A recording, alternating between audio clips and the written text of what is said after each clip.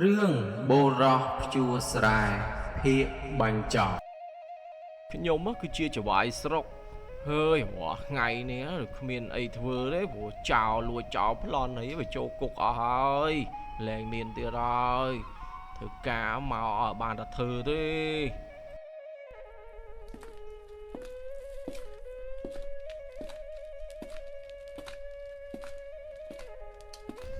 លោកម្ចាស់ខ្ញុំចាប់បានចោលលួចមាសអ្នកភូមិហើយលោកម្ចាស់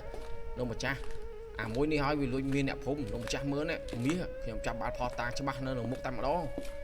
មនាលអាណន់ឃើញទេអាសេរពឹសកាច់ណាស់បបពិតព្រះអង្គកណាឃើញអាសេរពឹសនេះកាច់សាហាវខ្លាំងណាស់លោកម្ចាស់ចវាយស្រុកអាចោនេះវាបែកកាវហើយខ្ញុំសួរអីក៏វាមិនឆ្លើយដែរវានិយាយអដែលចឹងរហូតសូមលោកម្ចាស់កាត់សេចក្តីចាប់វាដាក់ឃុំព្រាមទៅលោកម្ចាស់ណែបុរសកសិករឯងមិនក៏និយាយពោលពាក្យដដែលបែបនេះដូច្នេះអញ្ចឹងឆាប់ប្រាប់យើងពីដំណើរដើមតងមកមិនបានគេចោទឯងថាឯងបានលួចមានអ្នកភូមិអញ្ចឹងហ៎ឯងកុំនិយាយពាក្យដដែលបែបនេះទៀតយើងមិនយល់ទេមនាលអាណន់បានឃើញទេអាសេរពឹសបបពិតព្រះអង្គឃើញអាសេរពឹសនឹងកាចណាស់មិនក៏បរោះកសិករនឹងនិយាយពីអដែលចឹងអូយើងយល់ហើយបរោះកសិករនេះប្រកាសជាមានទុកមិនអាចនិយាយបានហើយមានអ្នកណាម្នាក់ធ្វើជាសាក្សីជាក់ជាមិនខានបើតាមស្ដាប់សម្ដីដែលបរោះម្នាក់នេះនិយាយហាក់ដូចជាពុទ្ធដីការបស់ព្រះសម្មាគោតមពុទ្ធអង្គរបស់យើងឯតើអញ្ចឹងមានតែទៅជួបព្រះសម្មាសម្ពុទ្ធនោះទេទើបដឹងការពិត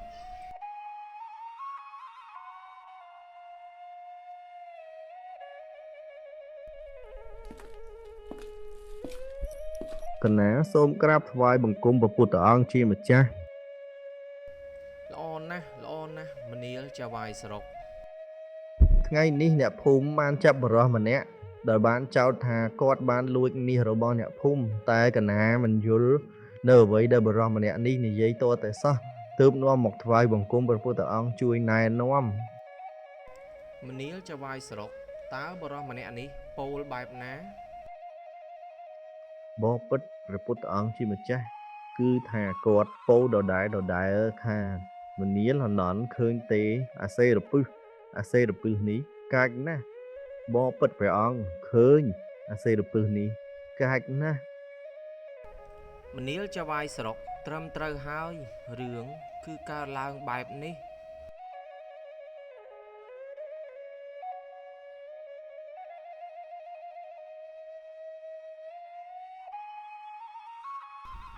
ហាទីបំផុតយើងរកឃើញមាសនេះហើយអ្នកភូមិឲ្យខំប្រឹងលាក់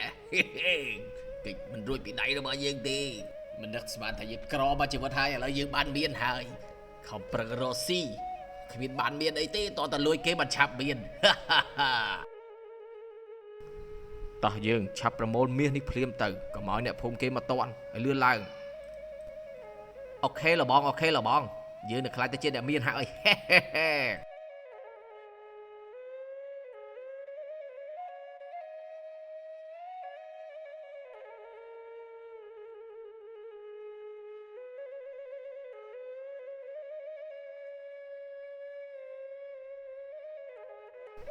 អាយ៉ាមាសមានដល់ទៅ5កញ្ចប់អានោះវាយកទៅ2កញ្ចប់ហើយនៅសល់3កញ្ចប់ទៀតបើសិនជាចែកគ្នាម្នាក់គឺបានតែ2កញ្ចប់ទេតែមិនអីទេយើងនឹងយកមកកញ្ចប់ទៀតយកទៅលាក់កុំឲ្យវាដឹងយើងនឹងបានចំណែកច្រើនជាងវាជាក់ជាមិនខានចេញលួចម្ដងគ្រប់ទឹកឲ្យខ្ញុំ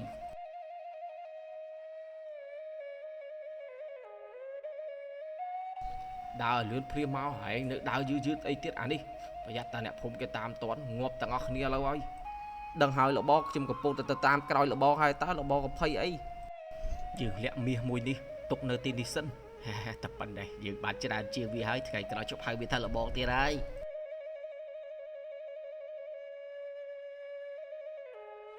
មនាលចវាយស្រុករឿងគឺបែបនេះមនាលអាណន់ឃើញទេអាសេរពឹសនេះកាចណាស់ មាសប្រាក់ទ្រព្យសម្បត្តិដែលមិនមែនជារបស់យើងវាតែងតែជាអាសេរពិសរបស់ទ្រព្យណាដែលមិនមែនតែកើតឡើងមកពីការខិតខំប្រឹងប្រែងរបស់យើងវាមិនមែនជារបស់ដែលនាំប្រយោជន៍នាំលាភនាំទ្រព្យមកកាន់យើងទេដូច្នេះហើយយើងពុំគួរណាចាប់អារម្មណ៍ទៅលើទ្រព្យសម្បត្តិរបស់អ្នកដទៃ